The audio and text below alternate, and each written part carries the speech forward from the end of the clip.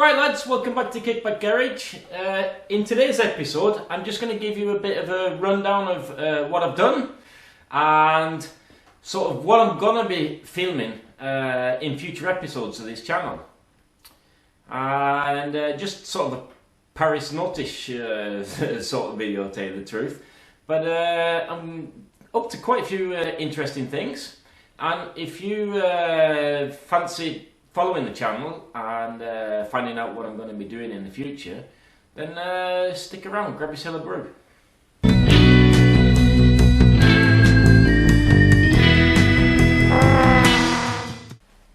Right, first off, behold, ta-da! So this is Steve's engine, the one that I took apart that had lots and lots of problems with it. I'll just give you a quick rundown on what we actually did here to sort it out. Now, it's got the SR195 barrel. I have moved the ports down so that the piston crown is on top of the transfers on bottom dead center. Here's got new shiny, the wide style engine mounts. These are from BGM. We have fit Anthony Tams or what's it called, Scootronics. Lightened and balanced flywheel and starter plate so that his electronics should be good. We fit my GP 200 gearbox and we've gone with 4718 primary. Hopefully if Steve can manage it, we're going to try and fit a new exhaust on there. I think something like this CST3 or maybe even a JL3 Curly or something like that, but he just has to come and pick this engine up, which he's going to do later on today. And when it gets up to him and plugged into the scooter, it looks very shiny, by the way, the scooter that he's building there, the Series 2. So that I'll take you up there and we'll strobe the timing. At the moment I've static timed it to 17 degrees, which should be okay with this engine. What else have I done? Yeah, obviously all new seals and bearings and everything like that is sorted. And I pressure tested it, but the exhaust is leaking. Now, there isn't an exhaust manifold as such on this one. The exhaust is... where is it? It's somewhere. I threw it in a box somewhere, piece of trash.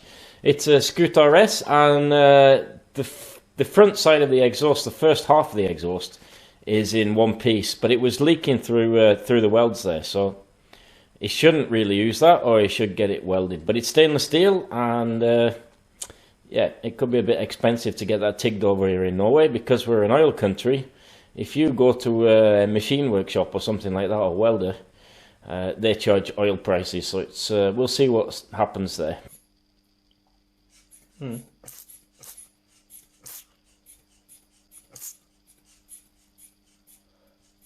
But otherwise that's sorted, and then we'll move over to my engine. So if you want to have a look at how the cases are built up and that on this one, I did a very clunky, terrible review of the Casa Performance Casa case, which is this. And I've changed the bearings and the seals and inspected the crankshaft. Everything is good on that. I've changed the clutch plates. I've got LTH clutch plates on this. They've run 5 years. I noticed it was slipping slightly in May last year, but it still run the whole year without any problems whatsoever. So those clutch plates are pretty much indestructible. But I've changed those just for peace of mind. And I will. I'm doing something with the piston. I'm gonna, because it's getting a bit hot on the top end there. So I'm going to make some. Well, what's it called? Holes for the cooling of the big end. And what else am I going to do? I'm going to fit a new manifold. Otherwise, that's all tip top, ready to go. And then we've got the chassis itself.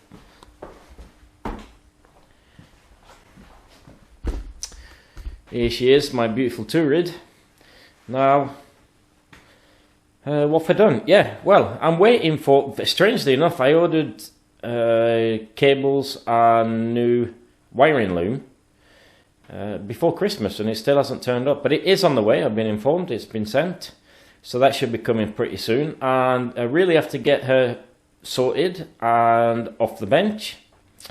I've also had a little boo-boo on the bracket here that holds the electronic ignition. I'll show you.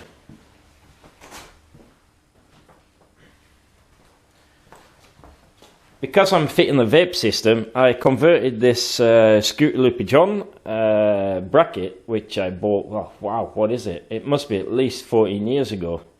The thing is with these vape ignitions is that the CDI is quite a lot bigger than the standard type that we're used to using from before.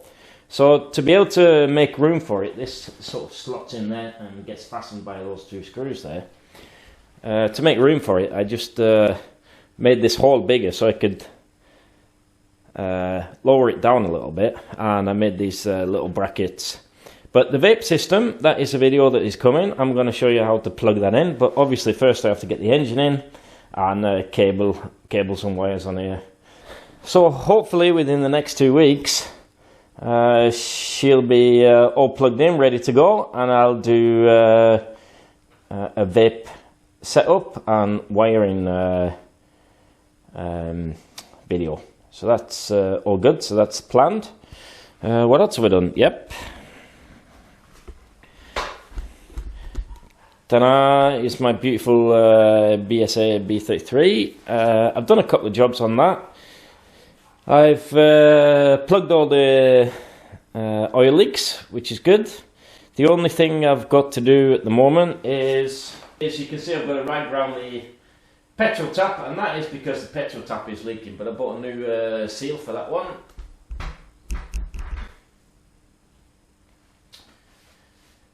So I bought a new seal for the petrol tap, and I made these little things. I'm gonna, shall I wind one off? I can show you. So because the BSA is has got a belt primary drive and dry clutch, I can get rid of the predominant oil leak from the primary case that is on these BSA, especially the fact that I haven't got a centre stand on this to tuck it away, you know, for the scrambler look, and I'm just running a side stand, so that sort of provokes an extra oil leak that's sort of built in these old BSAs. But anyway, because it's got a belt drive, it really needs a little bit more air going through the primary because there's no oil in there. And what I did was convert these oil plug and level plugs to have meshing. Now what this is basically I got a free T-strainer when I bought yeah, whatever. I was at the shop that sells antiques and stuff, and they had a T-strainer there that was looking in a sorry state. So I asked him how much it was, and he said you can have it, which is very nice of him, thank you very much. And what I did was I have turned it down on the lathe, so it's actually got a hole in, and put the T-strainer goes in the hole, and I've actually pressed it in place. This is, believe it or not, it's a cut down. You can see the marks here. It's a cut down little end bearing, and that fit really, really snugly in there. So I just put the T-strainer stuff in there, and I pressed it in the vise, and that is well and truly stuck. And it looks it's nice little finishing touch, I reckon. So so that's the BSA, almost done, 99.999%. Before I go away from the, I'm quite proud of what I did there, because I think it looks almost professional. Oh, wobbly cam. So this is the original fill cap for oil in the primary case, and I did the same as I did with this one. I machined out the center hole, and I made a washer that just about fits on the back side there, and that keeps the gauze secure.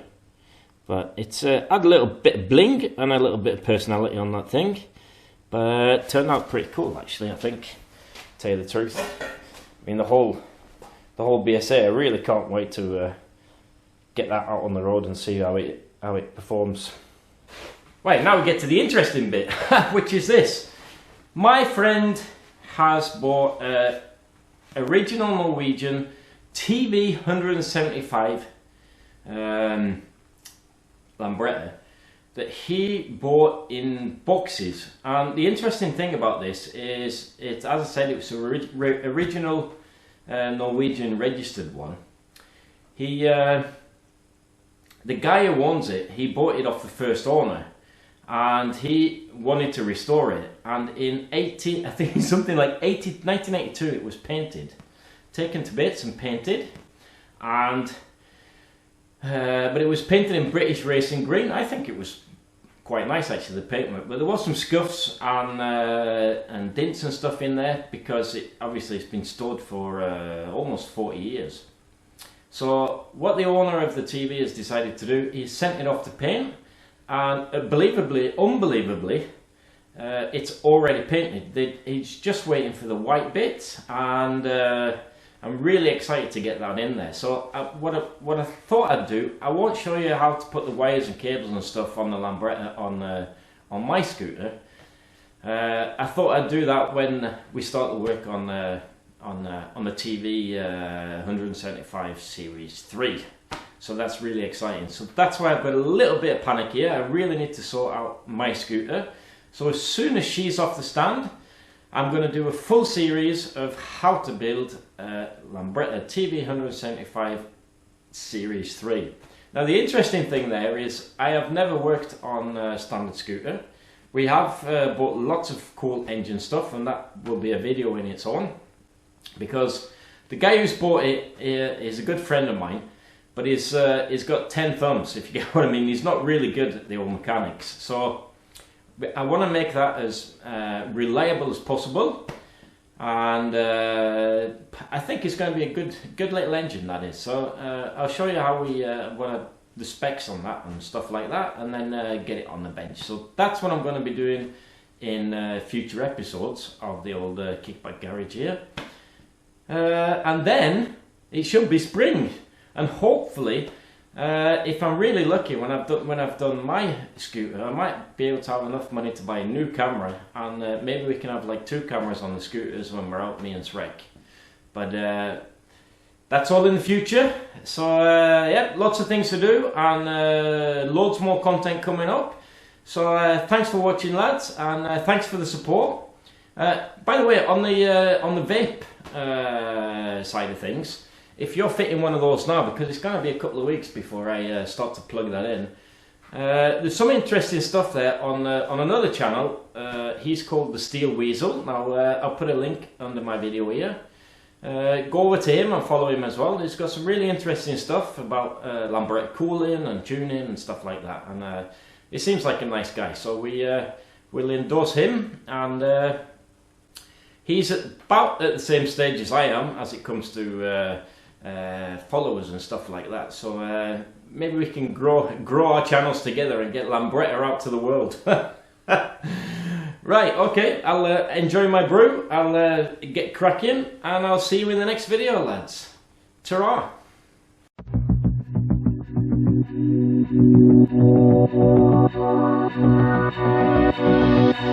Messing around with these cameras, batteries going flat. Alle sprang I lag og ville komme under tak. Ingen av oss merket at du hadde fart I frak. Hvorfor valgte du å dra? Hvem I faen kunne se den komme? Da høsten tok over, sa vi hadde bra til la oss sommer.